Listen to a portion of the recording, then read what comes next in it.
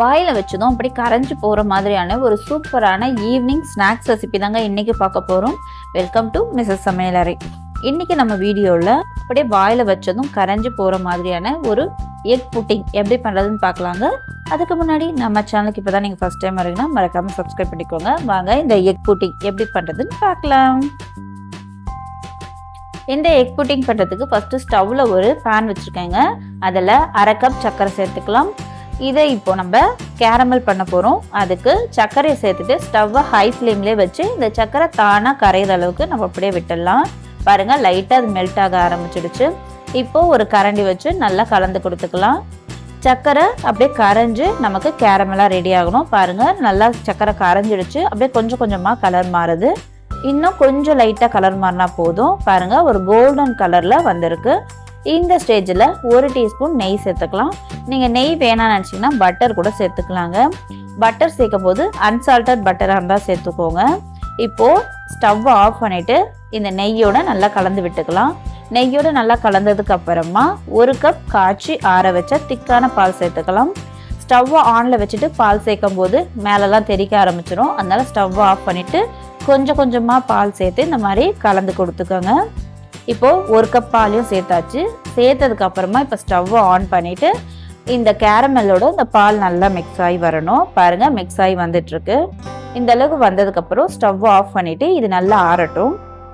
அடுத்ததாக ஒரு மிக்சிங் பவுலில் 3 முட்டை எடுத்துருக்கேங்க. இந்த முட்டை கூடவே 2 டேபிள் ஸ்பூன் சர்க்கரை சேர்த்துக்கலாம். நம்ம கேரமல் பண்ணும்போதும் அரை கப் சர்க்கரை சேர்த்துருக்கோம். இப்போ இது கூட 2 டேபிள் ஸ்பூன் சர்க்கரை மட்டும் சேர்த்தாலே நமக்கு ஸ்வீட் டேஸ்ட் கரெக்டாக இருக்கும். கூடவே ஒரு சிட்டிகை உப்பு சேர்த்துக்கலாம். அடுத்ததாக அரை டீஸ்பூன் ஏலக்காய் பவுடர் சேர்த்துக்கலாம். இந்த இடத்துல நீங்கள் ஏலக்காய் பவுடருக்கு பதிலாக வெண்ணிலா எசன்ஸ் இருந்தால் கூட சேர்த்துக்கலாங்க. இப்போ இதெல்லாம் சேர்த்ததுக்கப்புறம் முட்டையை நல்லா பீட் பண்ணிக்கலாம். அந்த சர்க்கரைலாம் நல்லா கரைஞ்சி வரணும். பாருங்கள், நல்லாவே அடித்து விட்டாச்சு.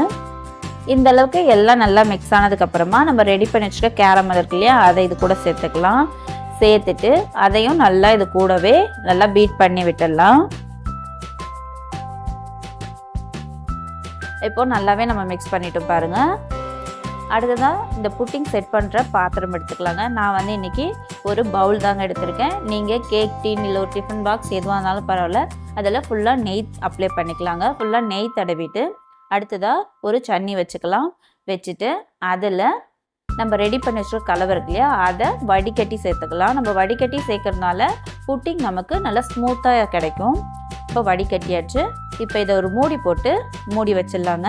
ஒரு தட்டு இல்லைன்னா ஒரு அலுமினியம் ஃபாயில் போட்டு நம்ம கவர் பண்ணிக்கலாம். அடுத்ததாக அதை வேக வைக்கிறதுக்காக நான் ஒரு இட்லி பாத்திரம் எடுத்திருக்கேங்க. பாத்திரத்தில் கொஞ்சமாக தண்ணி சேர்த்துட்டு அடித்தட்டு இருக்கு இல்லையா, அதை வச்சுருக்கேன். அதுக்கு பதிலாக நான் ஒரு தட்டு வச்சுருக்கேங்க.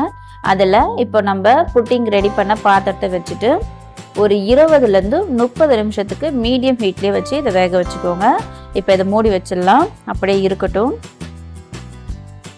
இது ஒரு 30 நிமிஷமாக நல்லா வெந்துடுச்சுங்க. நான் செக் பண்ணி பார்த்துட்டேன், நல்லா வெந்துடுச்சு. இப்போ இதை எடுத்துட்டு நல்லா ஆறட்டும். நல்லா ஆறி வந்ததுக்கப்புறமா நம்ம ஓப்பன் பண்ணிக்கலாம். பாருங்கள், நல்ல ஒரு கலர்ஃபுல்லாக புட்டிங் நமக்கு சூப்பராக ரெடி ஆகிடுச்சு. இப்போ ஓரங்கள் மட்டும் ஒரு கரண்டி இல்லைன்னா ஒரு கத்தி வச்சு இந்த மாதிரி ஓரங்களை எடுத்து விடலாம். எடுத்து விட்டுட்டு இப்போ இதை ஒரு பிளேட்டுக்கு மாற்றிக்கலாம்.